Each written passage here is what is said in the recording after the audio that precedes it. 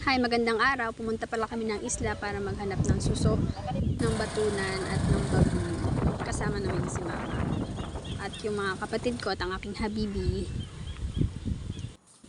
May nakita na pala kami diyang suso at naalala ko pa nung bata pa ako, paborito ko talaga to sa ginataan at may kalabasa. Naghanap pa nga kami dyan para mas marami kaming makuha at may nakita akong bagungon. Isang piraso at sumunod pa ng isa. Pwede na ba to? Parang baby pa man At sila. ayun, 3 piraso na lahat na nakuha kong bagungon. Madalang na lang pala yan siya. Humanap din pala kami ng iba pang pwesto kasi wala na kaming nakita. At pumunta kami sa kapatid ko dahil kumuha sila ng batunan. Dami. At kinayasan na rin pala ng kapatid ko at tinanggal yung pinakadumi-dumi na kulay brown na yan.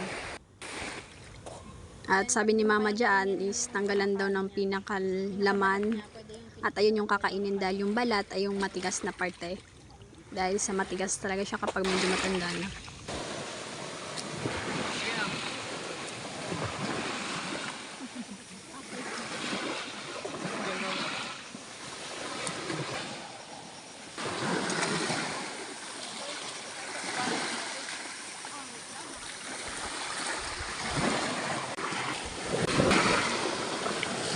Kinilaw pala yung ginawa namin dyan na may kasamang kamote.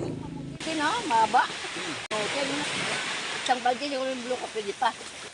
Ay! Hindi ko makakain yun ah. Pating na kami ah. Sabi kong kahoy ka mo. Ang sarap. Kaya Hindi tinanggalan ko ng buto yan. Hindi sa suka. Dati, balsa kanina tayo ba? Tawag yung balsa.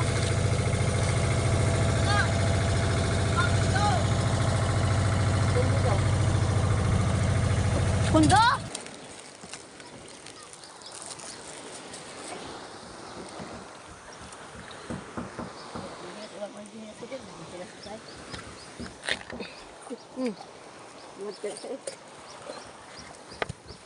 Uy, kabigat. Hindi ko kinaya. God.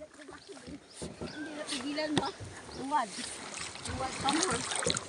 Nung pala nauwi naming suso at ng isang pirasong shells. And thank you for watching.